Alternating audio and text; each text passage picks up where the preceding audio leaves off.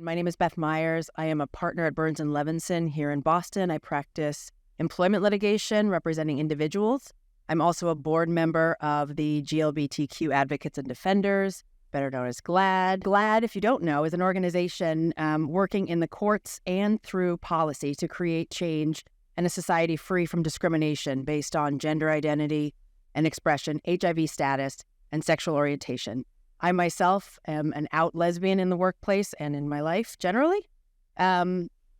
Celebrating LGBTQ History Month is particularly special in Massachusetts because so much of what we've accomplished happened here. Next month, we're going to celebrate the 20th anniversary of the Supreme Judicial Court's decision in Goodridge versus Department of Public Health. Anyone who has entered into a same-sex marriage in Massachusetts in the last few years has that decision to thank.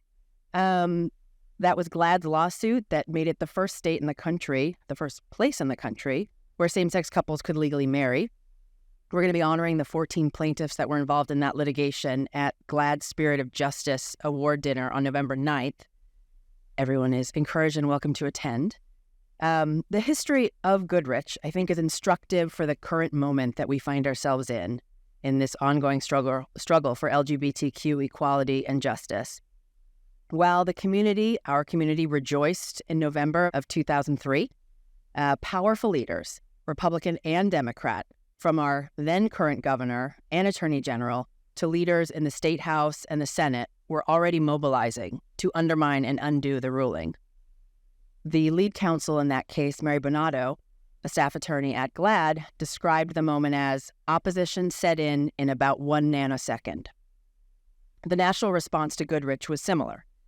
You might remember President George W. Bush, who called for a federal constitutional amendment to ban marriage for same-sex couples. In the year following the Goodrich decision, 11 states passed constitutional amendments to foreclose similar rulings, and many more followed suit in subsequent elections. That may sound familiar. Despite this awful backlash, our community prevailed. Here at home, we defeated attempts to amend the Massachusetts Constitution, and momentum built from there. A decade later, in 2015, after a hard-fought battle, we secured a national ruling for the freedom to marry from the U.S. Supreme Court in Obergefell versus Hodges.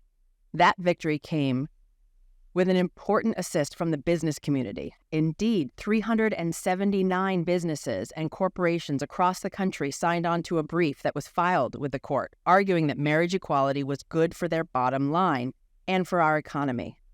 Today, support for same-sex marriage in this country remains at an all-time high of 71%. In light of that history, it's logical to look at the flood of anti-LGBTQ legislation and legal action inundating us today and think this too shall pass. But truthfully, this is a unique moment in the LGBTQ movement, and not in a good way. The more rights we gain, the more accepted, supported, and integrated into society we become, the harder the powerful forces that oppose dignity and fairness to LGBTQ people work. And right now they're working overtime. This year, extremist lawmakers in state legislatures across the country filed more than 500 anti-LGBTQ bills, 76 of which have already been signed into law. This unprecedented wave of legislation attacking the right of transgender youth to play school sports with their friends, to receive essential medical care and access bathrooms that align with their lived gender. It seeks to punish parents that support their trans children, prohibit teachers from discussing LGBTQ issues in class, outlaw drag shows, ban LGBTQ-themed books, and restrict gender-affirming care for children and adults. These efforts have real consequences. Parents are actually relocating their families from hostile states to places like Massachusetts, which pass strong protections for both reproductive and gender-affirming health care to ensure safety and continuity of care for our trans youth. Armed right-wing militias emboldened by anti-LGBTQ politics have shown up at LGBTQ events, threatening organizers and attendees, sometimes even causing these events to be canceled. Recently, a California business owner and ally to the LGBTQ community was murdered by a man enraged by the pride flag she hung outside her clothing store. Further compounding our struggle is a Supreme Court with a conservative supermajority that seems hell-bent on weakening LGBTQ protections, including its narrow but alarming ruling in 303 Creative. That ruling declared, for the first time ever, that a small subset of businesses could refuse service to same-sex couples. The Dobbs ruling, which upended 50 years of legal precedent on abortion access, also implicates fundamental privacy protections used to establish LGBTQ rights. Clarence Thomas made it clear in his Dobbs concurrence he called for both Obergefell and Lawrence v. Texas, a ruling that invalidated laws prohibiting gay sex, to be reconsidered in light of Dobbs. GLAAD's fighting back on as many fronts as possible.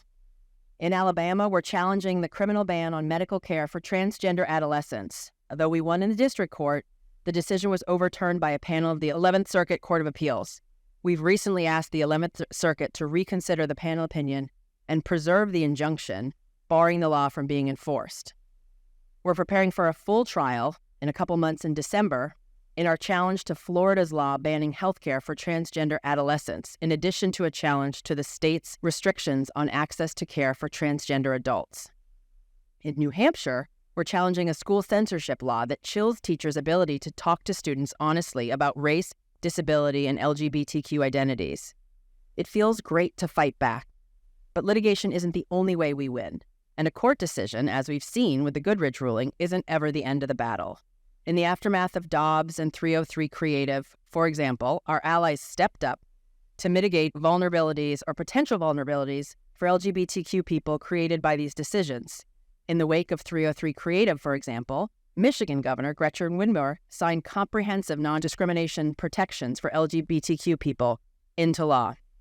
Following Dobbs, President Biden signed the Respect for Marriage Act, ensuring ongoing federal recognition for same-sex marriage should Obergefell be overruled. Additionally, in response to efforts to ban access to trans health care, 15 states have adopted provider shield laws that protect access to medical care for transgender people. GLAAD worked with state partners to pass such legislation here in Massachusetts and in Vermont, with more to come.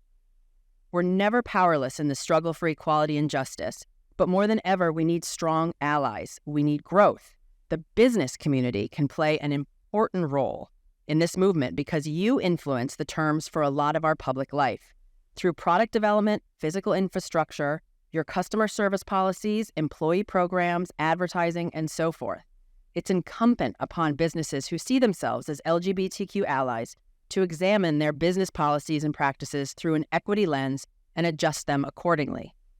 Recently in Connecticut, for example, the state updated its state employee health plan to cover fertility treatments for same-sex couples. Previously, only heterosexual couples deemed infertile could get coverage. I'm sure the panel can speak in greater detail about these types of changes, but employees can also play a role in advocating for their employers to be strong allies. Many workplaces today want to do the right thing, but aren't sure how. It's important for us as LGBTQ plus employees and as allied individuals to bring our whole selves to work, participate in employee resource groups, and share our personal stories when appropriate to create visibility, educate others, and start conversations about stronger allyship. I want to emphasize that the business community has real power in this struggle. What Connecticut did with fertility coverage made the news. It sets an example for other states and gives leverage to activists here. When Target removes Pride merchandise from its stores, it sends a message to the community about who is valued as a customer and who isn't. Just because the Supreme Court says that some businesses can discriminate against same-sex couples doesn't mean that they want to or that they will. Again, we hope that you all decide to join us. Our power lies in collective action, advocating in courts and in the legislature, and engaging at the ballot box. In grassroots activism, in everyday conversations, and patronizing businesses who actively support our right to live and love fully, and to celebrate our shared humanity. At the end of the event, I'm happy to talk to any of you about getting involved in GLAAD. You can always look at our website, glad.org, GLAD.org, to find out more about participating and getting involved. But I'm going to wrap it up, and I'm really excited to hearing from our panelists, so thank you.